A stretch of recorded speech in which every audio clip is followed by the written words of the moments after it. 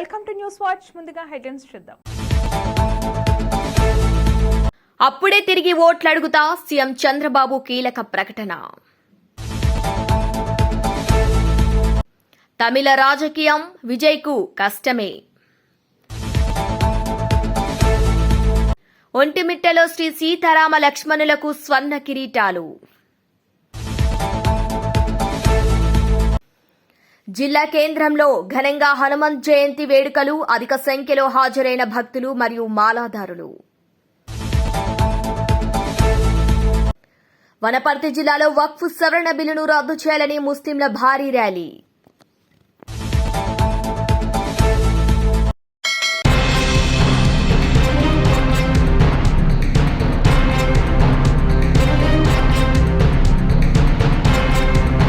కుటుంబంతో కలిసి న్యూయార్క్ పర్యటనకు టెక్ కంపెనీ సీఈఓ హడ్సన్ నదీ మీదుగా ప్రయాణిస్తుండగా చాపర్ గిరగిరా తిరుగుతూ ఒక్కసారిగా కుప్పకూలింది. ఇక ఆ వెంటనే మంటలు చెలరేగటంతో అందులో ఉన్న 6 మృతి చెందారు. అమెరికాలో జరిగిన ఘోర హెలికాప్టర్ ప్రమాదంలో ఓ టెక్ కంపెనీ సీఈఓ, ఆయన కుటుంబం దుర్మరణ పాలైంది. ఇక జర్మనీకి చెందిన టెక్నాలజీ కంపెనీ స్పెయిన్ విభాగ అధిపతి సీఈఓ అగస్టన్ ఎస్కోబార్ తన కుటుంబంతో కలిసి న్యూయార్క్ పర్యటనకు వచ్చారు.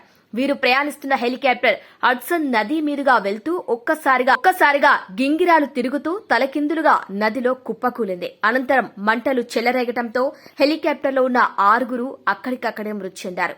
ఇక మృతుల్లో ఎస్కోబార్, ఆయన భార్య, 3 పిల్లలతో పాటు హెలికాప్టర్ పైలట్ కూడా ఉన్నారు. ఇక సమాచారం అందుకున్న వెంటనే రంగంలోకి దిగిన రెస్క్యూ బృందాలు బోట్ల సహాయంతో సహాయక చర్యలు ప్రారంభించాయి. హెలికాప్టర్ తలకిందులుగా నీళ్లలో కూరుకుపోయినట్టు అధికారులు తెలిపారు.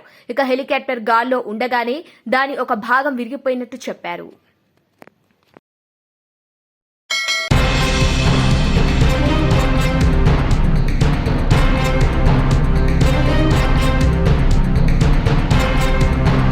భారత రాజ్యాంగ పరిరక్షణకై మేడ్చల్ నియోజకవర్గ ఇన్ఛార్జ్ తోటకూర వజ్రేష్ యాదవ్ ఆదేశానుసారం బోడుప్పల్ నగరపాలక సంస్థ పార్టీ అధ్యక్షులు శ్రీ పోగుల నరసింహారెడ్డి ఆధ్వర్యంలో జై బాపు, జై భీం, జై సంవిధాన్ రాజ్యాంగ పరిరక్షణ సన్నాహక సమావేశం మరియు పాదయాత్ర నిర్వహించారు. ఈ కార్యక్రమానికి ముఖ్య అతిథులుగా టీపీసీసీ ఉపాధ్యక్షులు మేడ్చల్ నియోజకవర్గ ఇన్ఛార్జ్ తోటకూర వజ్రేష్ యాదవ్ విచ్చేసి డాక్టర్ బిఆర్ అంబేద్కర్, మహాత్మాగాంధీ, ఇందిరాగాంధీ విగ్రహాలకు పూలమాలలు వేసి ప్రతిజ్ఞ చేయించి పాదయాత్రను ప్రారంభించారు. ఈ కార్యక్రమానికి అతిథులుగా మాజీ మేయర్ తోటకూర అజయ్ యాదవ్, బి బ్లాక్ అధ్యక్షులు మహేష్ గౌడ్, రాపోలు రాములు, పార్టీ అధ్యక్షులు Pogula Narasimha Reddy, B block general secretary Kotha Kishore Goud, మాజీ కార్పొరేటర్ భూక్యా సుమన్, మాజీ కార్పొరేటర్లు, నాయకులు, యువజన నాయకులు, మహిళా నాయకులు, కార్యకర్తలు తదితరులు పాల్గొన్నారు.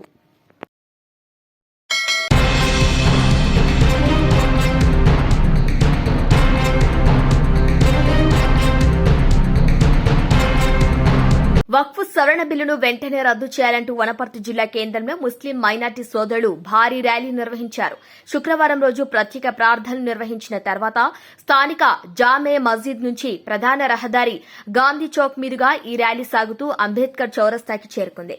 ఆర్డీఓ అక్కడ వక్ఫ్ సవరణ బిల్లును వెంటనే రద్దు చేయాలంటూ నినాదాలు చేస్తూ అంబేద్కర్ చౌక్ లో ఆర్డీఓకి వినతి పత్రాన్ని అందజేయడం జరిగింది.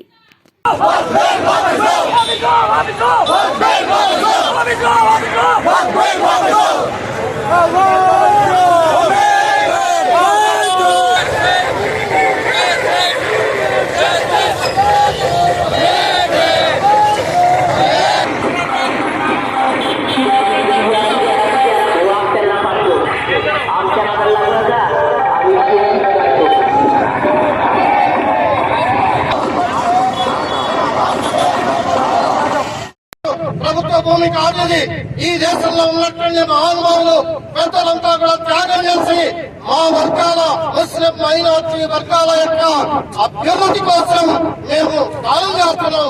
అల్లా పేరుని చెప్పేసి ఇచ్చినటువంటి భూమి ఇది ఎవరి జాగిరి కాదు. ఈ భూమిని రక్షించుకోవాల్సినటువంటి అవసరం ఉంది.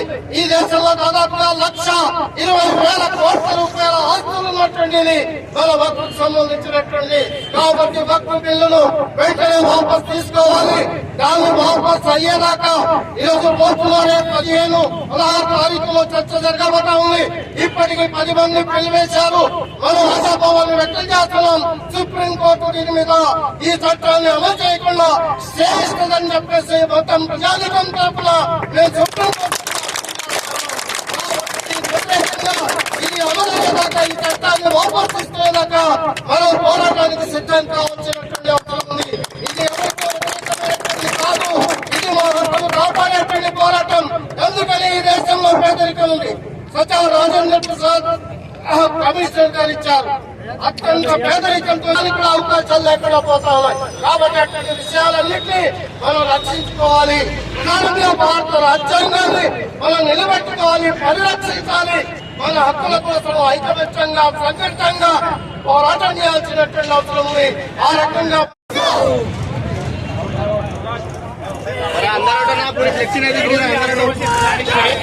आप सबका तहे दिल से शुक्रिया अदा करता हूँ कि जो है ना एक आवाज पर इनके सारे साथी फिक्रमंद होकर यहाँ पे चांदनी चौक से अम्बेडकर चौरस्ते तक रैली के तौर पर यहाँ पर आए हैं कि माशाअल्लाह all India Muslim personal law board तो जो मुस्लिम पर्सनल लॉ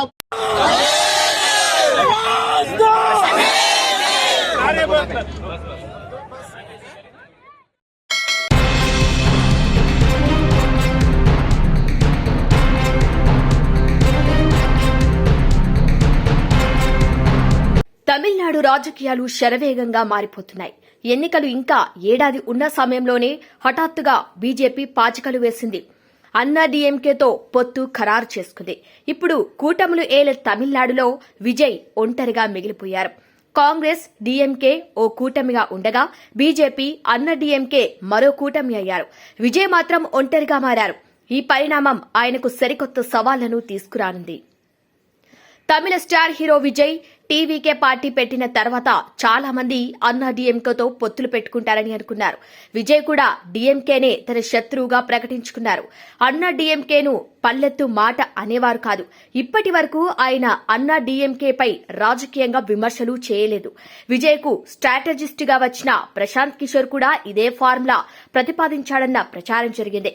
ఇక అన్నా డీఎంకేతో పొత్తు అంటే దున్ని పారేయొచ్చని సలహా ఇచ్చారని, ఆయన స్వయంగా పళనిస్వామితో మాట్లాడారన్న ప్రచారం జరిగింది. తర్వాత పళనిస్వామి కూడా ఆ దిశగా పార్టీ కార్యకర్తలతో నేతలతో సంప్రదింపులు ప్రారంభించారు. కానీ బీజేపీ రంగంలోకి దిగటంతో సీన్ మారిపోయింది.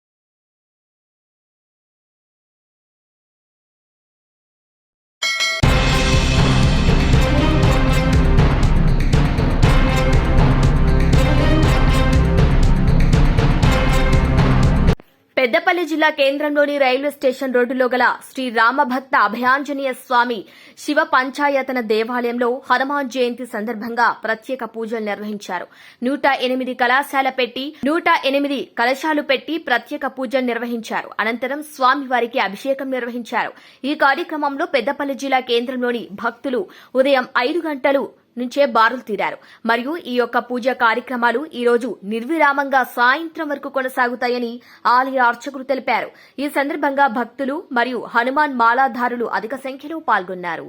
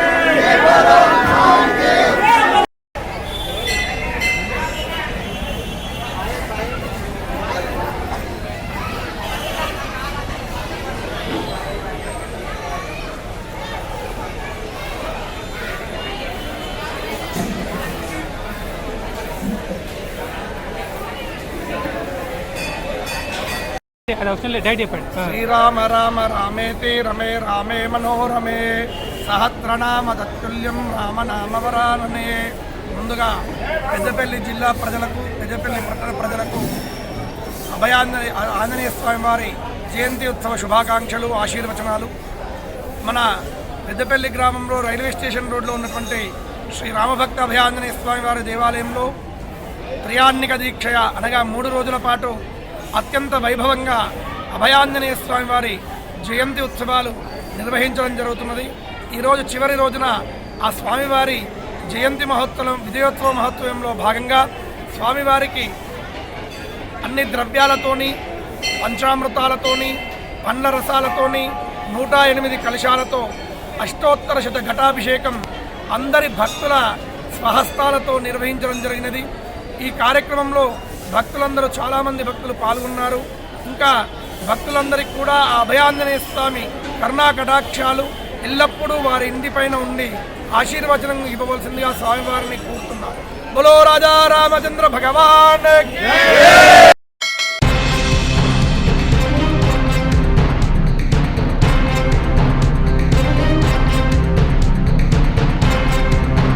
గద్వాల నియోజకవర్గం మల్దకల్ మండల కేంద్రానికి చెందిన రామకృష్ణ అనే యువకుడు నాతో కలిసి తిరగటం లేదనే నెపంతో ఈ మధ్యకాలం ఫోన్ మాట్లాడటం లేదని గద్వాలకు చెందిన ట్రాన్స్జెండర్ శివతో పాటు మరో 3 ట్రాన్స్జెండర్స్ కలిసి మల్దకల్ గ్రామానికి చెందిన రామకృష్ణ అనే యువకుడి ఇంట్లో ప్రవేశించి ఇంటి లోపల తలుపులు వేసి ఆ యువకుడిని నోట్లో బట్ట పెట్టి గొంతు నులిమి విచక్షణారాహిత్యంగా దాడి చేయగా అపస్మారక స్థితిలోకి వెళ్లిపోవడంతో అది గమనించిన ట్రాన్స్జెండర్స్ 4 కలిసి ఓ వాహనంలో జిల్లా ఆసుపత్రికి తీసుకెళ్లి వైద్య పరీక్షలు చేసి రామకృష్ణ మృతి చెందాడని వైద్యులు నిర్ధారణ చేయడంతో అక్కడి నుండి ట్రాన్స్జెండర్స్ పారిపోవడం జరిగిందని బంధువులు ఆరోపణ చేశారు.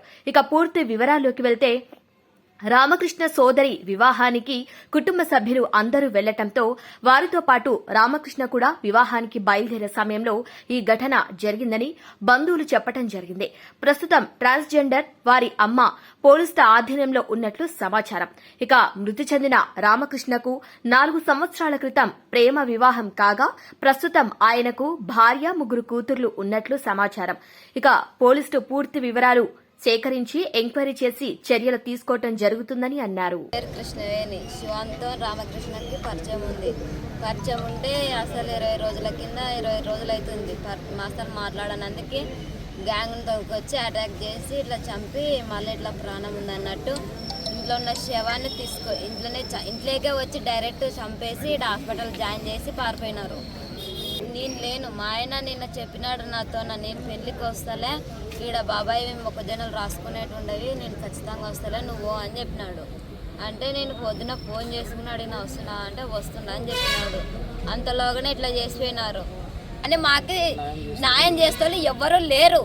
లేదు నానేమి నా పిల్లలు గతేమి, మాకి శివాని వచ్చి ఏదో ఒకటి న్యాయం చేయాలా. శివాని దగ్గర ఉన్న వాళ్ళ భర్త గొర్లకాన్ తోటి వీరేష్ రావాలా, శివన్ రావాలా. మాకి ఏమి తప్పు చేసినా నేనే అని ఒప్పుకొని మాకు ఏదైనా చేయాలి, నాకి నా పిల్లలకి. నా అక్క కొడుకు రామకృష్ణ, మా ఊళ్ళు, మా పెద్దమ్మలు, మా అన్న రామాంజనేయులు అందరూ నిన్న ఈరోజు ఉదయం మా పెద్దమ్మని దొరుకుని మా అన్న పోతున్నాడు. మా ఫ్యామిలీ, మా అక్క, మా పాప, మా రామకృష్ణ భార్య నిన్న మధ్యాహ్నం ఊరికి వెళ్ళారు. ఆ విషయంలో మా అన్న, మా రామాంజనేయులు ఏం రా ఊరు పోతలే, పెళ్లి కూతురు ఆడ ఏడుస్తుంది, పాప ఏడుస్తుంది అని మా ఓన్కి ఫోన్ చేస్తే నేను రాను అంటే మా అన్న ఎందు కొరకు రావు, ఆడ పాప ఏడుస్తుంది అనే విదేశం గదిరిస్తే ఫోన్ చేసి ఇలా అని చెప్పి ఫోన్ ఇస్తలేదు, నాకు అది చేసిందని మా అన్న చెప్పినాడు. మా అల్లుడు చనిపోయిన రామకృష్ణ వచ్చేసి మా అన్న ఫోన్ మాట్లాడినాడు. మా అన్న ఫోన్ చేసి ఏందమ్మా ఏం గంటు పెట్టినావని మా ఓన్కి ఫోన్ చేసి ఇబ్బంది టార్చర్ పెడుతున్నావు, ఇప్పటికే నువ్వు చేసింది మాకు మర్యాద లేనట్టు అయిపోతుంది ఎందుకని మా అన్న మాట్లాడితే మా అన్నను బండబూతులు తిట్టింది. అయినా కూడా ఇప్పుడుగా చేసినా మళ్ళా చేస్తే బాగుండదని మా అన్న చెప్పి వెళ్ళిపోయాడు, వానికి ఫోన్ ఇచ్చి వెళ్ళిపోయాడు. మా అన్న పోయి రాజోలికి వెళ్ళేలోపే, అక్షంతలు వేసేలోపే ఈ ఘటన తెలిసింది. మా అమ్మ, మా పెద్దమ్మ, మా పాప వాళ్ళందరూ తిరిగి రిటర్న్ వచ్చినారు.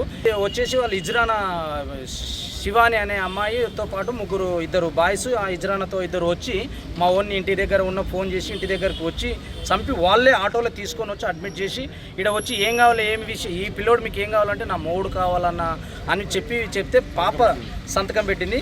మా చనిపోయిన భార్య తండ్రి నరసింహులు ఆయన వచ్చేపాటికి వాళ్ళు శివాని వాళ్ళతో పాటు నలుగురు ఉన్నోళ్ళు పరారులో ఉన్నారు.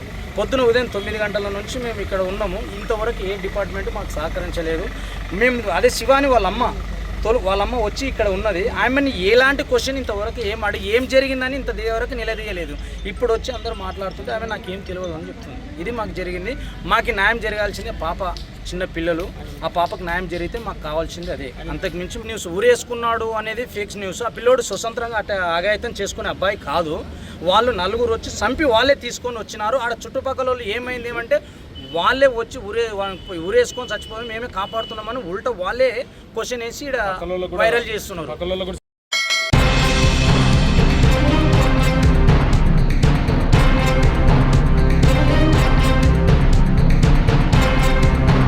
ఒంటిమిట్టలోని శ్రీ కోదండ రామాలయానికి సుమారు 6.60 కోట్ల విలువైన 3 వజ్రాలు పొదిగిన స్వర్ణ కిరీటాలను పెన్నా సిమెంట్స్ అధినేత శ్రీ ప్రతాప్ రెడ్డి మరియు వారి కుటుంబ సభ్యులతో కూడి శుక్రవారం నాడు విరాళంగా అందించారు. దాదాపు 7 కేజీల బంగారంతో తయారు చేసిన ఈ స్వర్ణ కిరీటాలను ఆలయంలో TTD chairman BR Naidu, EO శ్యామలారావులకు దాత అందించారు. అనంతరం ప్రత్యేక పూజలు నిర్వహించి ఈ కిరీటాలను శ్రీ సీతారామ లక్ష్మణుల మూలమూర్తులకు అలంకరించారు. ఈరోజు 11వ శతాబ్దంలో ఈ టెంపుల్ కట్టారు. ఏకశిల, ఒకే శిల పైన కోదండరామస్వామి కానీ, అదే మరి సీతాదేవి కానీ, లక్ష్మణుడు కానీ ముగ్గురిని ఒకే శిల మీద తీసుకొచ్చారు. ఆ చరిత్ర విన్నప్పుడు ఆ సమయంలో ఇలాంటి బ్రహ్మాండమైన దేవాలయాన్ని ఆనాటి వ్యక్తులు నిర్మించే పరిస్థితికి వచ్చారంటే అది కాపాడుకోవడం మనందరి బాధ్యత అని చెప్పి కూడా నేను మీకు తెలియజేస్తున్నా. నేను ఎప్పుడూ ఒకే మాట చెప్పాను.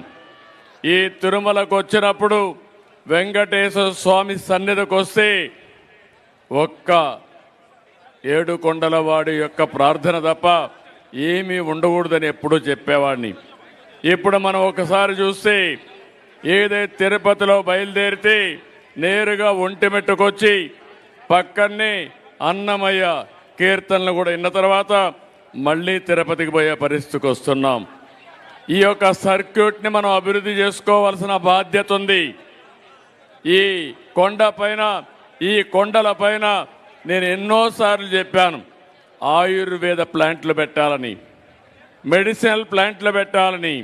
ఈ ప్రాంతం అంతా కూడా దేవుని యొక్క నామస్మరణంతో మనం ముందుకు పోతూనే ఆ గాలి కూడా మన ఆరోగ్యాన్ని పెంచేదిగా ఉండాలని చెప్పి ఎన్నోసార్లు కోరుకున్నాను. దానికి ముందుకు వస్తానని చెప్పి కూడా నేను మీకు తెలియజేస్తున్నా. ఈ ఒంటిమిట్టని ఒక బ్రహ్మాండమైనటువంటి టెంపుల్ టూరిజంగా తయారు చేయడానికి ముందుకు పోతాం. ఇక్కడే పక్కనే ఆ రోజు నేను చూశాను, చెరువు కూడా బ్యూటిఫికేషన్ కోసం పనులు ప్రారంభించాం. ఇక్కడ ఎవరైనా వస్తే ఒక 2-3 రోజులు ఇక్కడ ఉండడానికి దీన్ని ఒక పర్యాటక కేంద్రంగా, పవిత్రమైనటువంటి టూరిజం హబ్గా మనం తయారు చేసుకోవాల్సిన అవసరం ఉంది. ఈరోజు దేవాలయాలు అనేటివి మన వారసత్వ సంపద. మనం ఈ విషయం గుర్తుపెట్టుకోవాల్సిన అవసరం ఉంది. ఈరోజు ఈ దేవాలయాలు రాకపోతే మన కుటుంబ వ్యవస్థ ఉండేది కాదు. ఈరోజు ప్రపంచంలో ఏ దేశానికి లేనటువంటి ఒక గొప్ప వారసత్వ సంపద భారతదేశంలో కుటుంబ వ్యవస్థ. ఈరోజు మన కుటుంబం కోసం మనం ఆలోచిస్తాం, ఒకరికొకరు భద్రత ఇస్తాం, కష్టాల్లో ఉంటే ఆదుకుంటాం. ఇలాంటి వ్యవస్థ ప్రపంచంలో వేరే దేశాల్లో లేదు. అలాంటి వ్యవస్థను కాపాడుకొని మన తర్వాత కూడా మన వారసులకు మనం అప్పజెప్పవలసిన బాధ్యత మనందరిపైన ఉందని చెప్పి కూడా నేను మీకు తెలియజేస్తున్నా. నాకెప్పుడు కూడా శ్రీరామచంద్రుడు ఒక స్ఫూర్తి. రాముని పాలన ఇవ్వాలని, రామ రాజ్యం తేవాలని నా ఆకాంక్ష అని చెప్పి కూడా మరొక్కసారి తెలియజేస్తున్నా.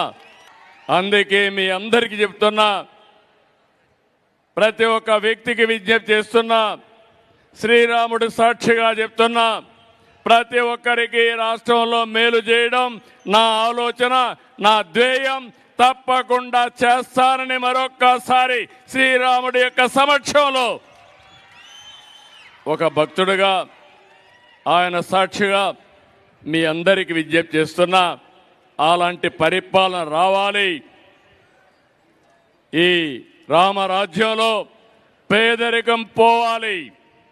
మళ్ళీ ఇక్కడ ఒక శుభ సందర్భంలో కోరుతున్నాను. నేను ఎన్నో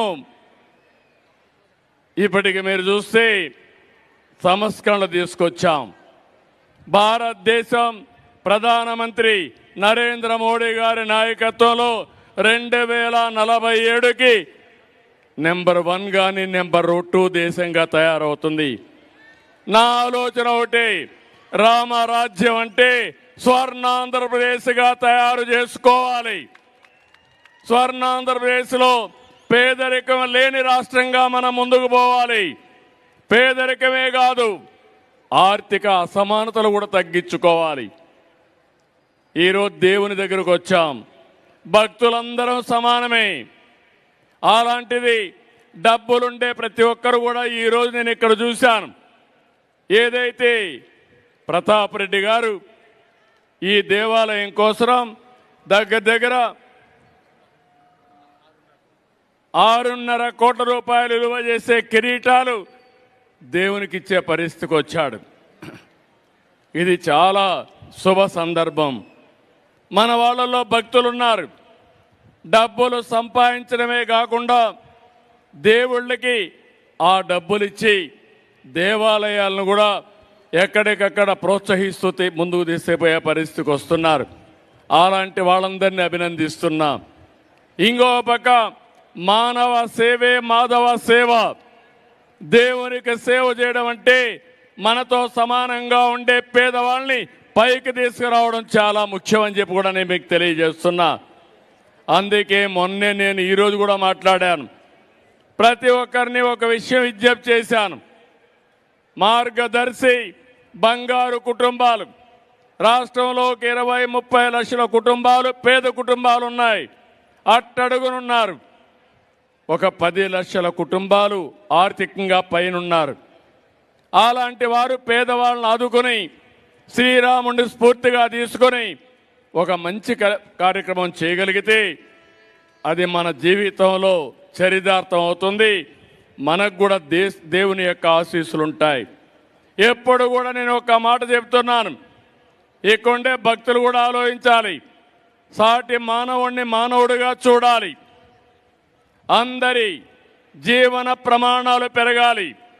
అదే రామరాజ్యం, అదే శ్రీరాముడు ఆకాంక్షించినటువంటి రామరాజ్యం అని చెప్పి మీకు తెలియజేస్తూ, అలాంటి శ్రీరామచంద్రుడి ఆలోచన ప్రకారం మళ్ళీ రామరాజ్య స్థాపన కోసం మీ ఆశీస్సులతో ముందుకు పోతామని చెప్పి తెలియజేసుకుంటూ, ఈరోజు ఒక పవిత్రమైన రోజు.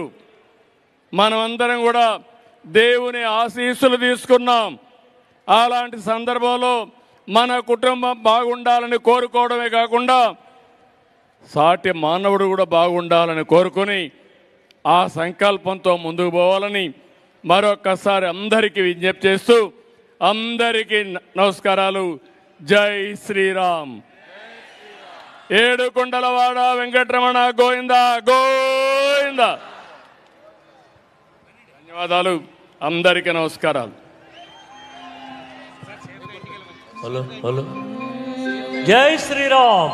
జై శ్రీరామ్. జై శ్రీరామ్. జై శ్రీరామ్. జై శ్రీరామ్. జై శ్రీరామ్. ఇక్కడ కూడా అన్నదాన కార్యక్రమం ఇక్కడ కూడా మొదలు పెడతాం. వెంకటేశ్వర స్వామి సన్నిధిలో అదే మరి చైర్మన్ గారు చెప్తున్నా, బోర్డు మీటింగ్లో పెట్టి, ఇది కూడా మనకు పవిత్రమైన దేవాలయం. ఈ దేవాలయంలో ఇక్కడికి వచ్చిన భక్తులు ఎవ్వరు కూడా ఆకలితో పోకుండా అన్నదాన కార్యక్రమం ఇక్కడ ప్రారంభిస్తామని మీ అందరికీ విజ్ఞప్తి చేస్తున్నా.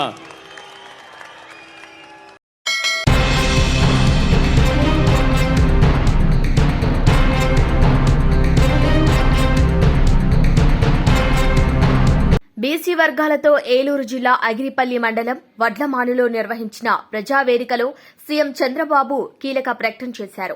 అగిరిపల్లిలో హామీ ఇచ్చినట్టుగా అర్హులైన వారందరికీ ఇల్లు నిర్మాణం చేశాకే ఓట్లు అడుగుతానన్నారు. ఇక P4తో సరికొత్త కార్యక్రమానికి శ్రీకారం చుట్టాం.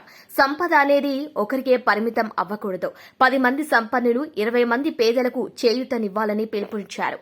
అగిరిపల్లిలోని 206 కుటుంబాలను గుర్తించామని, అర్హులందరికీ స్థలం ఇచ్చి ఇల్లు కట్టాకే మళ్లీ ఓట్లు అడుగుతానని చంద్రబాబు స్పష్టం చేశారు. ఈ 206 కుటుంబాలను నూజివీడు కంపెనీ అధినేత ప్రభాకర్ కు అప్పగించిన చంద్రబాబు వారి కోసం ముందుకు వచ్చిన ప్రభాకర్ తో పాటు మరికొంతమందిని అభినందించారు.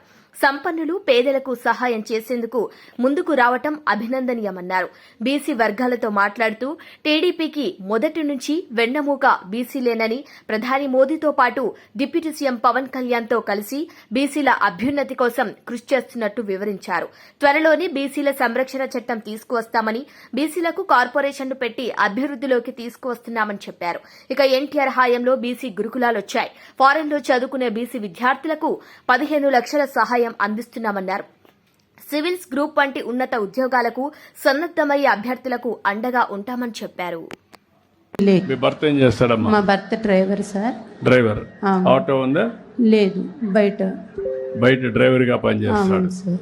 ఓకే, అంటే డ్రైవర్ గా డబ్బులు సంపాదించి మిమ్మల్ని అందరినీ పోషిస్తున్నారు. నువ్వేం పని చేస్తావు? నేను ఇంట్లో ఉంటాను సార్. ఇంట్లోనే ఉంటావు. అవును. నువ్వేం చదువుకున్నావా? 7th class. 7th క్లాస్ చదువుకున్నావు. మీ ఇంట్లో ఇంకెవరు ఉంటారు? పెద్ద పాప ఇంటర్ చదువుతుంది. చిన్న పాప 9th కంప్లీట్ సార్. బాబు 7th కంప్లీట్. మేము 5 మెంబర్సే ఉంటాం. Intermediate, 9th, 7th class. అవును సార్. ఆస్తులు ఏమి లేవు? లేవు. నువ్వేం వ్యాపారం కూడా లేదు? లేదు. భర్త సంపాదించే మేము అందరూ ఇల్లు ఉందమ్మా? లేదు, రెంట్కే ఉంటాం. రెంట్కే ఉన్నారు. ఓకే.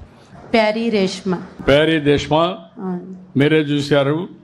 ముగ్గురు పిల్లలు కూడా ఒకరు ఇంటర్మీడియట్ అమ్మాయి, రెండో అమ్మాయి 9, అబ్బాయి 7వ తరగతి. భర్త డ్రైవర్, బయట పోయి పనిచేస్తాడు. ఆ డబ్బులతో బతుకుతున్నారు. ఇల్లు కూడా లేదు. ఇల్లు లేదు, ఆస్తి లేదు. ఇది ఆవిడ.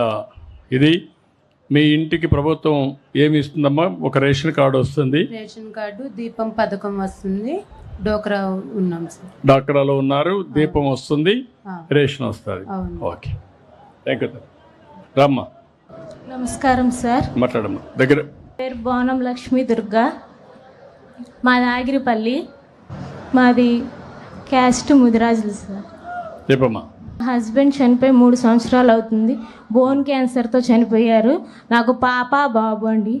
నాకు ఇల్లు కూడా లేదు. అమ్మోళ్ళ ఇంట్లో ఉంటున్నాను. నా పిల్లలకి చదువు కల్పించాలని కోరుకుంటున్నాను. నాకు పింఛన్ కూడా రావట్లేదు. నీకు పింఛన్ రావట్లేదు సార్. విడో పెన్షన్ రావడంలో మామయ్య గారికి వస్తుందని నాకు మ్యాపింగ్ డివైడ్ అవ్వలేదని ఆప్ చేశారు సార్. ఓకే. ఇప్పుడు నువ్వేం చదువుకున్నావా? నేను 9th క్లాస్ చదువుకున్నాను సార్. 9th class. ఇల్లు కూడా లేదు. ఇల్లు ఏమన్నా కట్టించమని కోరుకుంటున్నాను. నువ్వేమన్నా పని చేయడానికి? కూలికే వెళ్తున్నాను సార్. పిల్లల్ని కష్టంగా ఉంది కొంచెం నాకు. ఓకే. ఇద్దరు పిల్లలు సార్. పాప బాబు. పాప ఏం చదువుతుందమ్మా? పాప UKG, బాబు అంగన్వాడీకి వెళ్తున్నాడు. నాకేమైనా జీవనోపాధి కలిగించాలని కోరుకుంటున్నాను సార్. ఈ అమ్మాయిని చూశారు. పాపం మామకు పింఛన్ వస్తుందని వితంతో అయినా పింఛన్ ఇవ్వడం లేదు. ఇప్పుడే కలెక్టర్కి ఆదేశాలు ఇస్తున్నా. ఇమ్మీడియట్గా ఆ అమ్మాయికి పింఛన్ ఇచ్చే బాధ్యత శాంక్షన్ చేస్తున్నాం. ఈ నెల నుంచి ఆ అమ్మాయికి పింఛన్ వస్తుంది. అదే సమయంలో ఆ అమ్మాయికి ఇల్లు కానీ అవన్నీ ఏవైతే ఉన్నాయో ఒక ప్రణాళిక తయారు చేస్తాం. ఇప్పుడే నేను మార్గదర్శనం మాట్లాడిస్తాను. ఆ అమ్మాయికి ఇల్లు కూడా కట్టించి ఉపాధి కల్పించడానికి ఏం చేయగలుగుతామో అవి కూడా వర్కౌట్ చేసి ఇప్పుడే అనౌన్స్ చేస్తాను. Okay, thank you ma'am. ఇప్పుడు ప్రభాకర్ గారు మైక్ ఇవ్వండి. ఇప్పుడు నువ్వు ఇద్దరి సమస్యలు విన్నావు. 206 మంది ఉన్నారు ఇక్కడ. సమస్యలు సేమ్ సమస్యలే. నీ అభిప్రాయం ఏంటి? ఎట్లా చేయగలుగుతావు? అగిరిపల్లిని తీసుకొని ఊరంతా కూడా మేము చేసే పని చేస్తాం. సెక్రటరియట్ ఉంటుంది. ఈ సెక్రటరియట్ తీసుకోవాలి. అగిరిపల్లి సెక్రటరియట్లో ఆదాయం పెంచాలి అందరిది. ఈ 206 కుటుంబాలని పైకి తీసుకొచ్చే బాధ్యత మీరు ఒక్కరే చేయగలుగుతారా? 2-3 కావాలన్నా ఇస్తాం. మీరందరూ కలిసి ఇప్పుడు వాళ్ళ చదువు విషయం చూశారు. ప్రభుత్వం ఇచ్చేదే కాకుండా మీరు వాళ్ళకి ఒక స్ఫూర్తినిచ్చి అండగా నిలబడి చదివించి వాళ్ళని పైకి తీసుకురావాలి. ఏం చేస్తారు చెప్పండి. ముందుగా సార్ ఈ అవకాశం కల్పించినందుకు మీకు నేను ధన్యవాదాలు తెలియపరుచుకుంటున్నాను. ఈ ఆగేరిపల్లి గ్రామంలో 1975 నుంచి 85 మధ్య చాలాసార్లు ఈ గ్రామానికి రావడం నేను వస్తుండేవాడిని. ఈ చుట్టుపక్కల గ్రామాల్లో కాటన్ సీడ్ ప్రొడక్షన్ చేస్తుండేవాళ్ళం. అందుకని నాకు ఈ ప్రదేశం అంతా తెలుసు. మంత్రి గారు చెప్పగానే దానికోసం అని చెప్పి నేను ముందుకు వచ్చాను, దీంట్లో పార్టిసిపేట్ చేద్దామని. కాకపోతే ఈ కార్యక్రమం గురించి నాకు పూర్తి వివరాలు తెలియకపోవడం వల్ల మీరు అడగంగానే నేను ఇందాక చెప్పలేకపోయాను. ఈ యొక్క మీ యొక్క స్కీమ్ చాలా మంచి స్కీమ్ ఇది. ప్రతిసారి కూడా ప్రతి టర్ము మీరు ముఖ్యమంత్రిగా ఉన్నప్పుడు మంచి మంచి స్కీమ్స్ మీరు ఆలోచించి దేశంలో ఎక్కడ లేనటువంటి స్కీమ్స్ని మీరు పెడుతూ ఉన్నారు. అదే రకంగా ఈ P4 స్కీమ్ కూడా చాలా మంచి స్కీమ్ ఇది. దీంట్లో మీరు చెప్పిన విధంగా ఈ గ్రామంలో ఉన్నటువంటి ఈ 200 ఫ్యామిలీస్ కూడా ఈ యొక్క స్టేట్ గవర్నమెంట్ మిషనరీ యొక్క సహకారంతో మేము చేయగలిగినటువంటి సపోర్ట్ చేస్తాము. దరిదాపు ఈ 4 సంవత్సరాల పీరియడ్లో అన్నీ ఒకరోజు చేయలేకపోవచ్చు. ఈ 4 years పీరియడ్లో ఒక 20-25 కోట్ల రూపాయల వరకు మా వైపు నుంచి నేను సపోర్ట్ చేసి దీన్ని సక్సెస్ అయ్యేట్టుగా చేస్తామండి. దీంతోపాటు మా ఊరి పక్కనే నూజివీడు పక్కన తొక్కులూరు గ్రామం, అక్కడ కూడా ఇటువంటి స్కీము మీ యొక్క ఆదేశాలతో ఇంప్లిమెంట్ చేస్తే బాగుంటుంది. అక్కడ కూడా మేము పార్టిసిపేట్ చేస్తాం. ఇది కాకుండా అదనంగా అది కూడా చేస్తామని చెప్పి నేను మీకు తెలియజేస్తాను. Thank you. ప్రభాకర్ గారిని మనస్ఫూర్తిగా అభినందిస్తున్నా. ఒక స్ఫూర్తిదాయకంగా ముందుకొచ్చాడు. 4 సంవత్సరాల్లో ఒక 15 నుంచి 20 కోట్ల రూపాయలు ఖర్చు పెట్టడానికి ఈ కార్యక్రమంలో ముందుకొచ్చాడు. ప్రభుత్వం చేసేదానికి అదనంగా 15-20 కోట్లు ఖర్చు పెడతారు. డబ్బులు ఒక ఎత్తు అయితే మీరు చూపించే స్ఫూర్తి, టైమ్లీ వాళ్ళకి ఇచ్చే సలహాలు చాలా ముఖ్యం. మీరేం చేయాలంటే ఒక COOని ఒకరిని పెట్టి, మీకు చాలా వెంచర్స్ ఉంటాయి. ఎన్ని కంపెనీలు ఉన్నాయి మొత్తం? 5 కంపెనీస్ ఉన్నాయి సార్. 5 కంపెనీలు ఉన్నాయి. 5 CEOలు ఉంటారు, MDలు ఉంటారు, అందరూ ఉన్నారు. మీ మేనేజ్మెంట్ కింద అందరూ పనిచేస్తూ ఉంటారు. ఇప్పుడు మీ ఫ్యామిలీ బిజినెస్లో కూడా మీరు మీ పిల్లలు చెప్పేదారు వాళ్ళు ప్రొఫెషనల్గా వాళ్ళు చేస్తారు. ఇక్కడ కూడా ఒక వినూత్నంగా బాగా చదువుకున్న వాళ్ళని పెట్టి, ఇప్పుడు ఇద్దరు చూశారు మీరు. ఒక ముస్లిం గర్ల్, ఆ అమ్మాయికి అయితే భర్త డ్రైవర్, ఆ అమ్మాయి 9 వరకు చదువుకున్నది, 3 పిల్లలు ఉన్నారు. ఇంటి జాగా లేదు, ఆస్తులు లేవు. ఆ అమ్మాయి పరిస్థితి. రెండో అమ్మాయిని మీరు చూశారు. ఎవరైతే దుర్గా అనే అమ్మాయి భర్త బోన్ క్యాన్సర్తో చనిపోయాడు, 2 పిల్లలు ఉన్నారు. ఇప్పుడు వాళ్ళ మామకు పెన్షన్ వస్తుందని పెన్షన్ కూడా ఇవ్వకపోతే విడోగా ఉంటే ఇప్పుడే ఈ నెల నుంచే పెన్షన్ ఇమ్మన్నాను. 12 నెలల్లో 12 × 4,000 50,000 రూపాయలు పెన్షన్ వస్తుంది. కానీ 2 పిల్లలు చదివించాలంటే అవకాశం లేని పరిస్థితి. కాబట్టి ఆ అమ్మాయి పిల్లల్ని ఏ విధంగా చదివించగలుగుతారు? ఆ అమ్మాయి యంగ్స్టర్ కాబట్టి ఆ అమ్మాయిని ఏ విధంగా ప్రోత్సహించి కొంత చదువు కూడా నేర్పించి కుట్టు మిషన్ ఇప్పిస్తామా, లేకుంటే ఒక 2-3 గేదె ఆవులు పట్టిస్తే నెలకు ఒక 20,000 రూపాయల ఆదాయం వచ్చేట్టుగా చేయగలుగుతామా? ఇలాంటి మీరంతా ఒక ప్రణాళిక తయారు చేసి ఈ 206 కుటుంబాలని పైకి తీసుకొచ్చే బాధ్యత మీ టీముకు మీకు అప్పచెప్తున్నా. మీ ఊరు చేయండి. ఈ ఊరు ఇక్కడికి వచ్చాను కాబట్టి మీ బాధ్యత short term, medium term, long term. మనతో సమానంగా నా ఉద్దేశం ఒకటి, ఈరోజు వీళ్ళు ఇక్కడ కూర్చున్నారు, రేపు వీళ్ళ పిల్లలు మార్గదర్శకులుగా తయారు కావాలని, అంటే ఆ ఉన్నతమైన స్థాయికి ఎదగాలని. ఇది కంటిన్యూగా చేయాలనుకుంటున్నాను. ఏదో 1 సంవత్సరం 2 సంవత్సరాలు కాదు. సమాజంలో ఆర్థిక అసమానతలు తగ్గాలి. ఇప్పుడు ఉన్నాడు ప్రభాకర్ గారు, ఆయన ఒక 5,000 కోట్లు టర్న్ ఓవర్ ఉంది, ఆయన ఆదాయం వస్తుంది. ఆయన తిండి బంగారం తినడంలా, బంగారు మంచం మీద పడుకోవడంలా, మళ్ళా ఆయన పడుకునేది మామూలు బెడ్ మీదనే పడుకుంటాడు. ఆయన తినే తిండి మీకంటే తక్కువే తింటాడు, ఎందుకంటే ఆరోగ్యంగా ఉండాలని. మీరన్నా స్వీట్లు తింటారు, ఆయన స్వీట్ కూడా తినడు. అంటే దీనికి కారణం డబ్బులు సంపాదించడం అనేది అవసరం.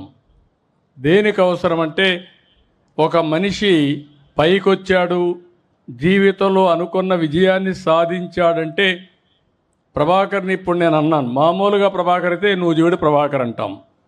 ప్రభాకర్ ఒక పారిశ్రామికవేత్త, 5 కంపెనీలు ఉన్నాయి, 5,000 కోట్ల రూపాయల టర్నోవర్ ఉంది, 10,000 మందికి ఉద్యోగాలు ఇచ్చాడని చెప్పాను. ఆ కొలమానంకే ఈ డబ్బులు పనికొస్తాయి. శాశ్వతంగా మీకు పేరు ఉండాలంటే ఇలాంటి పేదవాళ్ళు కూడా మీతో సమానంగా పైకొచ్చి వాళ్ళని పైకి తీసుకొస్తే అది జీవితాంతం పూలే గారిని ఎట్ట గుర్తుపెట్టుకున్నామో ఆ విధంగా ఈ ప్రాంతం మిమ్మల్ని గుర్తుపెట్టుకుంటారు. దానికోసం కోరుతున్నా, మేమందరం కూడా పనిచేసే తృప్తి కోసం. ఒక జీవితంలో ఇంత కష్టపడుతున్నామంటే ఒక స్థాయి వరకు సొంతానికి కష్టపడతాం, వ్యక్తిగతంగా కష్టపడతాం, ఆ తర్వాత మంచి పేరు కోసం కష్టపడతాం. అలాంటి ప్లాట్ఫామే ఈ జీరో పావర్టీ P4 మార్గదర్శి బంగారు కుటుంబం అని మరొక్కసారి మీ అందరికీ విజ్ఞప్తి చేస్తున్నా. ఇది కానీ నేను అనుకునింది కానీ సక్సెస్ అయితే అవుతుంది, కానీ మీలో కూడా ఆలోచన రావాలి. నేను ముందే చెప్పాను, గుర్రాన్ని తీసుకెళ్ళి తొట్టి దగ్గర నిలబెడతాను కానీ నీళ్లు తాకపోతే బలవంతంగా పోయలేని మళ్ళా ఒకటి తీసుకొని. కాబట్టి అలాంటి ప్రయత్నం చేస్తున్నా. అందరూ రావాలి, సమాజంలో పైకొచ్చిన 10% ముందుకు రావాలి. కింద నుండే వాళ్ళు కూడా మీకు కూడా ఒక ఆలోచన రావాలి. ఈరోజు నేను చూశాను అక్కడ ఇంట్లో యాదవుల కుటుంబం. మా తండ్రి గొర్రెలు మేపేవాడు, నేను గొర్రెలు మేపా, నా కొడుకుని కూడా గొర్రెలు పండించా. వాళ్ళ తండ్రి ఊరూరు తిరిగేవాడు, ఈయన ఊరూరు తిరిగాడు, ఇప్పుడు కొడుకును ఊరూరు తిప్పుతున్నాడు. మారాలి, ఆలోచన విధానం మారాలి. మీరు ఆలోచన విధానాన్ని మార్చుకోండి. నేను పూర్తిగా అండగా ఉండి పేదలకు న్యాయం జరిగే వరకు, మీ జీవితాల్లో వెలుగు వచ్చే వరకు మీకు అండగా ఉంటానని మరొక్కసారి అందరికీ హామీ ఇస్తున్నా. ఎక్సలెంట్ ప్రభాకర్. 0 డేట్ స్టార్ట్ అయింది ఈ రోజు నుంచే. ఒక మనిషిని పంపించి టెంపరవరీగా మా పేర్లన్నీ ఇస్తాం. అవసరమైతే మేము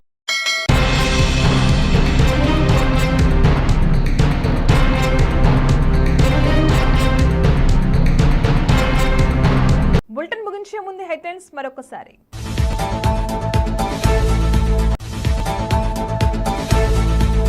అప్పుడే తిరిగి ఓట్లు అడుగుతా సీఎం చంద్రబాబు కీలక ప్రకటన.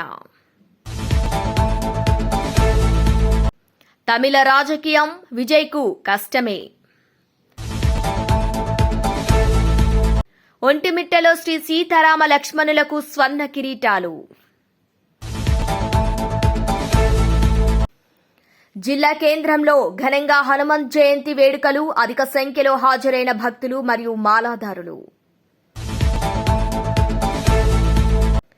వనపర్తి జిల్లాలో వక్ఫ్ సవరణ బిల్లును రద్దు చేయాలని ముస్లింల భారీ ర్యాలీ.